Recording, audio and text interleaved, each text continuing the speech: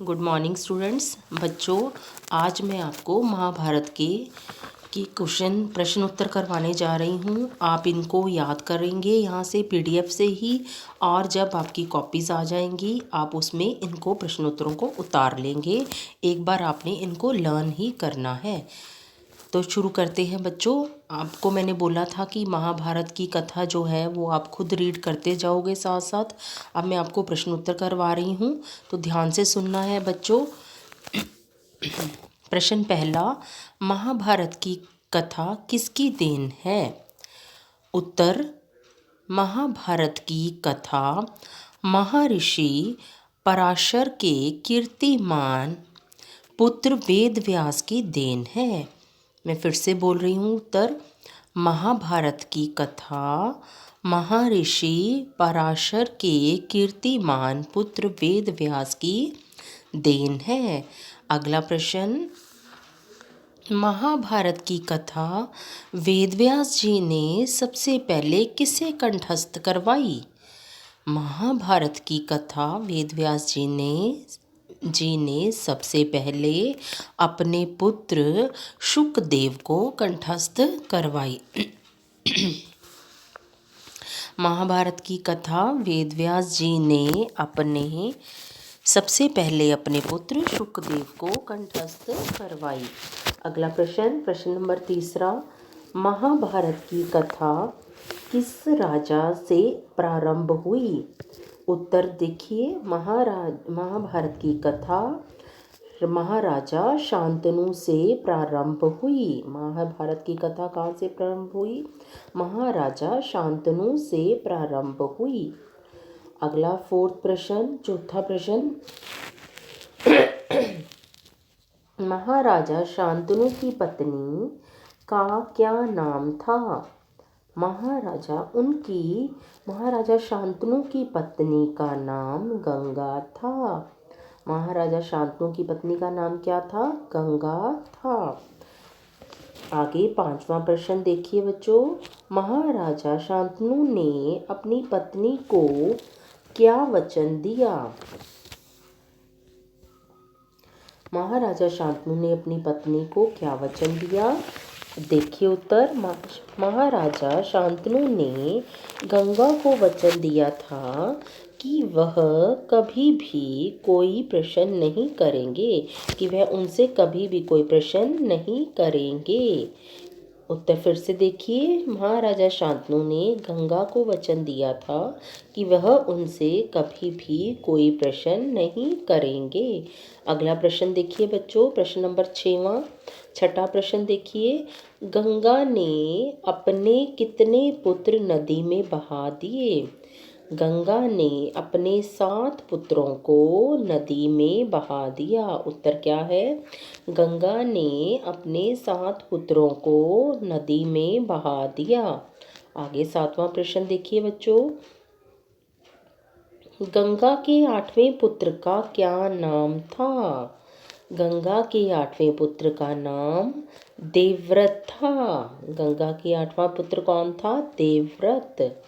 आगे 8वां प्रश्न देखिए बच्चों, राजा शांतनु ने गंगा के बाद किससे प्रेम याचना की?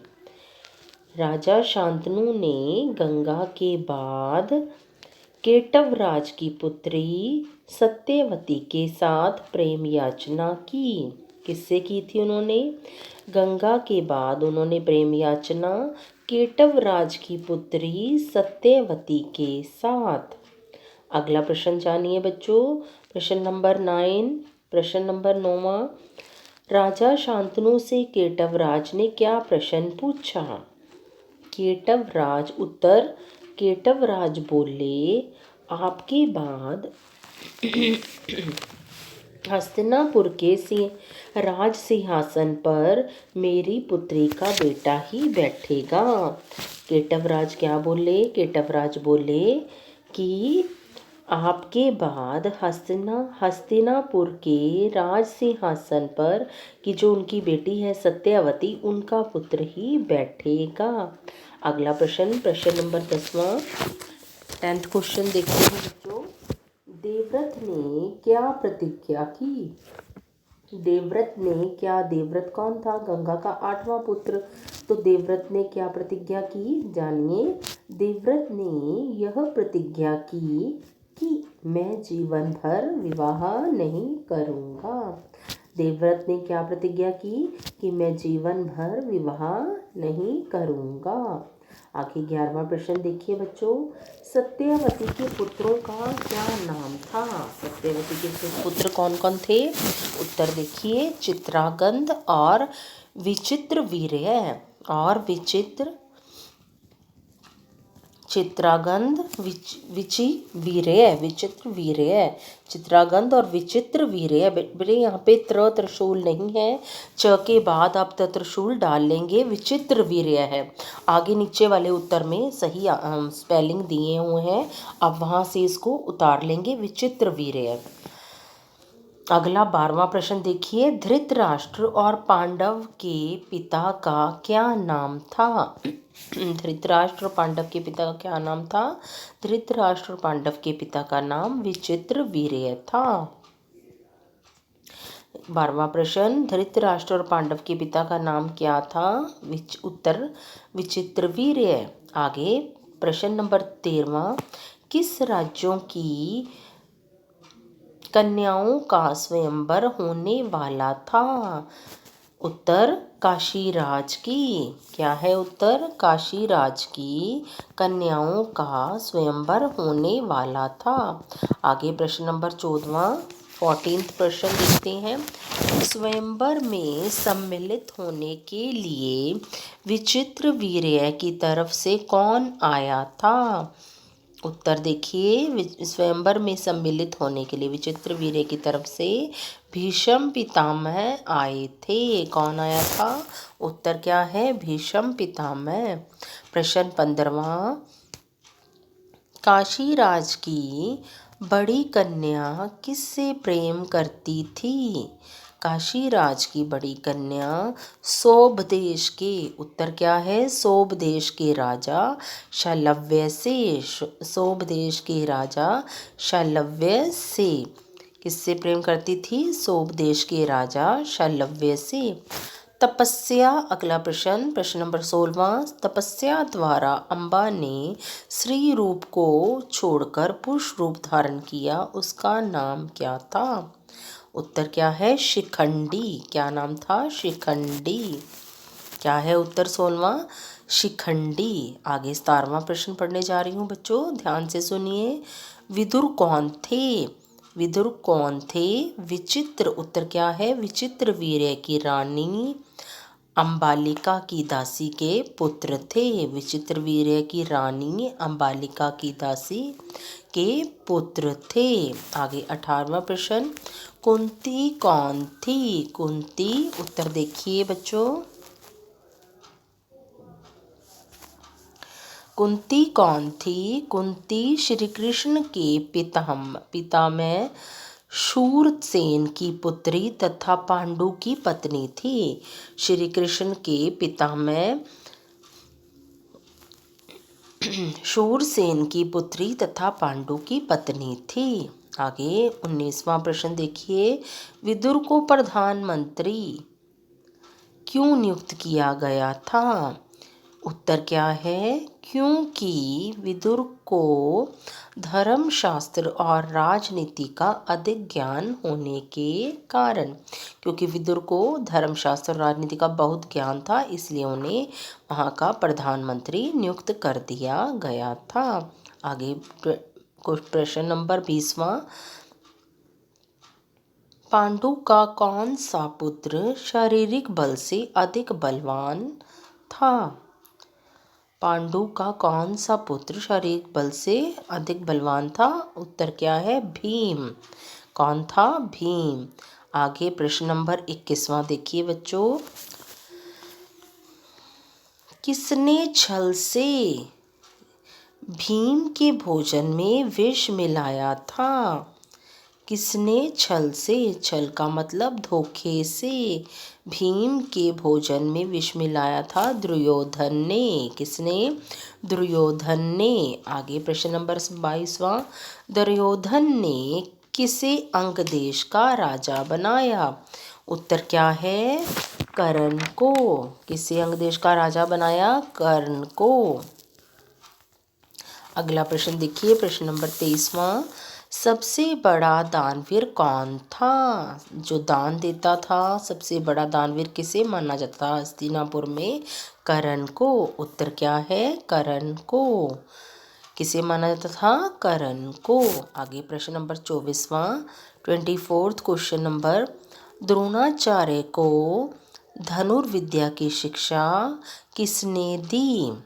किसने दी थी धनुर्विद्या की शिक्षा द्रोणाचार्य को? परशुराम जी ने। किसे दी थी? परशुराम जी ने। आगे नेक्स्ट प्रश्न देखते हैं बच्चों। द्रोणाचार्य के पुत्र का नाम लिखो। द्रोणाचार्य के पुत्र का नाम क्या था? उत्तर क्या है? अश्वत्थामा। अश्वत्थामा। क्या है? अश्वत्थामा। अगला प्रश्न देखिए बच्चों। कुरुक्षेत्र की रणभूमि में अजय द्रोणाचार्य किसके हाथों मारे गए? कुरुक्षेत्र की रणभूमि में अजय द्रोणाचार्य किसके हाथों मारे गए? धृष्टद्युम्न के हाथों से। धृष्टद्युम्न के हाथों से। अगला प्रश्न देखिए। पांडुपुत्र युधिष्ठिर कौन से मार्ग पर चलते थे? क्या है प्रश्न? पांडुपुत्र युधिष्ठिर कौन से मार्ग पर चलते थे? उत्तर क्या है? धर्म के मार्ग पर। क्या है उत्तर? पांडुपुत्र किस मार्ग पर, युधिष्ठिर जो है किस मार्ग पर चलते थे? धर्म के। उनको धर्म से बहुत प्रेम था, बहुत प्रिय था धर्म उनको, इसलिए वे अपने धर्म की कभी भी उल्लंघना नहीं करते थे। आगे प्रश्न देखते हैं बच्चों। अगला प्रश्न। दुर्योधन के कहने पर धृतराष्ट्र ने पांडवों को कहाँ भेजा? दुर्योधन के कहने पर धृतराष्ट्र ने पांडवों को कहाँ भेजा? वारणावत में। कहाँ भेजा? वारणावत में। अगला प्रश्न देखिए। ब्राह्मण वेश धारण कर पांडव कहाँ रहने लगे? ब्राह्मण वेश धारण कर पांडव कहाँ रहने लगे? उत्तर क्या है? एक चक्रा नगरी में। कहाँ रहने लगे? एक चक्रा नगरी में। कहाँ रहने लगे? एक चक्रा नगरी में। अगला प्रश्न देखिए बच्चों। राजा द्रुपद की पुत्री ने किसे वरमाला पहनाई? राजा द्रुपद की पुत्री ने किसे वरमाला पहनाई? ब्राह्मण वेशधारी अर्जुन को। उत्तर क्या है? ब्राह्मण वेशधारी अर्जुन को। किसे वरमाला पहनाई द्रुपद की पुत्री ने? वेशधारी अर्जुन को, कि जिसने ब्राह्मण का वेश धारण किया हुआ था, कि ब्राह्मण के वेश में थे, उन्होंने ब्राह्मण का रूप धारण किया हुआ था साधु का, तो उन्होंने अर्जुन, कौन था वो? अर्जुन था। उन्होंने, जो राजा द्रुपद की पुत्री थी, उसने उसे अर्जुन को वरमाला पहनाई। तो बच्चों, आप इन प्रश्न उत्तरों को एक बार ध्यान से याद करेंगे। जब आपकी कॉपीज़ आ जाएंगी तो आप ये प्रश्न उत्तर इनको अपनी फेयर नोटबुक पर लिखेंगे। इनको याद करना है और अपनी बुक में इसको पढ़ते जाना है। एक बार मैं आपको 30 क्वेश्चन करवा रही हूँ बच्चों। आगे सेमेस्टर में मैं आपको फिर 30 क्वेश्चन करवाऊँगी। आप साथ साथ महाभारत को पढ़ते जाइए ताकि आपको ये जो कथा है महाभारत की समझ आ जाए। आप रोज़ के 10 पेज 15 पेज जितने आप पढ़ सको उतने पढ़ लीजिए। तो बच्चों, ये प्रश्न उत्तर आपने अच्छी तरह से याद करने हैं। इनके MCQs ही हैं, ये सारे छोटे प्रश्न उत्तर हैं, इनको अच्छी तरह से लर्न कर लीजिए।